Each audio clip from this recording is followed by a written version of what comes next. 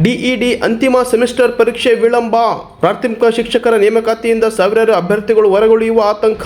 ಹೌದು, D.Ed semester ಪರೀಕ್ಷೆಗಳು ವಿಳಂಬವಾಗುತ್ತಿರುವ ಹಿನ್ನೆಲೆಯಲ್ಲಿ ಪ್ರಾಥಮಿಕ ಶಾಲಾ ಶಿಕ್ಷಕರ ನೇಮಕಾತಿಗೆ ಅರ್ಜಿ ಸಲ್ಲಿಸಲು 1 ತಿಂಗಳ ಕಾಲಾವಕಾಶ ವಿಸ್ತರಿಸಬೇಕೆಂದು ಬಳ್ಳಾರಿ ಜಿಲ್ಲೆಯ ಡಿಎಡ್ ವಿದ್ಯಾರ್ಥಿಗಳು ಸರ್ಕಾರವನ್ನು ಆಗ್ರಹಿಸಿದರು.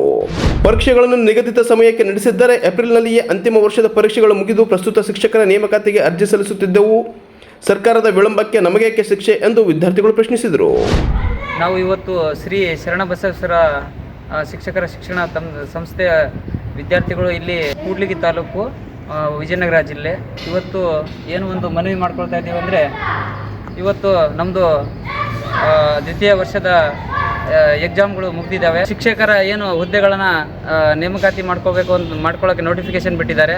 ಅದರ ಅಂತಿಮ ದಿನಾಂಕವನ್ನು ಘೋಷಣೆ ಮಾಡಿದ್ದಾರೆ. ನಮಗೆ ಆಲ್ರೆಡಿ ಈಗ ಲೇಟಾಗಿ ಎಕ್ಸಾಮ್ ಕಂಡಕ್ಟ್ ಮಾಡಿರೋದ್ರಿಂದ ರಿಸಲ್ಟ್ ಕೂಡ ಲೇಟಾಗಿ ಬಂದರೆ ನಮ್ಮದು ನಮ್ಮ ಸಂಸ್ಥೆಯಿಂದ ಸುಮಾರು 20ಕ್ಕಿಂತ ಹೆಚ್ಚು ವಿದ್ಯಾರ್ಥಿಗಳು ಟೆಟ್ಟನ್ನು ಕ್ಲಿಯರ್ ಮಾಡಿದ್ದಾರೆ. ಈಗ ನಮ್ಗೆ ಆಲ್ರೆಡಿ ಈಗ ವಯಸ್ಸಾಗ್ತಾ ಇದೆ.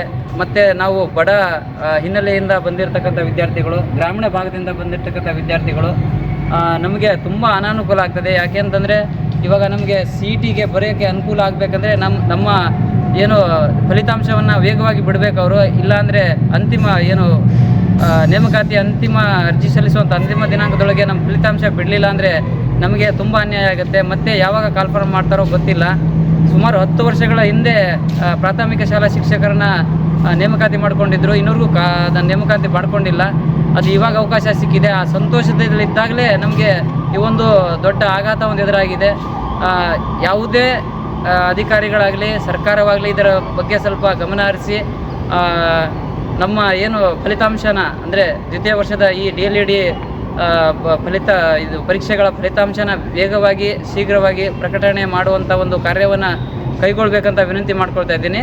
ಮತ್ತು ಅದಕ್ಕಿಂತ ಮುಖ್ಯವಾಗಿ ಈಗ ನಮ್ಮ ಪಕ್ಕದ ರಾಜ್ಯಗಳಾದ ಆಂಧ್ರ ಮತ್ತು ತೆಲಂಗಾಣ ಮತ್ತು ಕೇರಳ ಮತ್ತು ತಮಿಳುನಾಡುಗಳಲ್ಲಿ ಏನು TET ಮತ್ತು DLED ಡಿಪ್ಲೊಮಾ ಕೋರ್ಸ್ ಮೇಲೇ ನೇಮಕಾತಿಗಳನ್ನು ಮಾಡ್ಕೊಳ್ತಾ ಇದ್ದಾರೆ.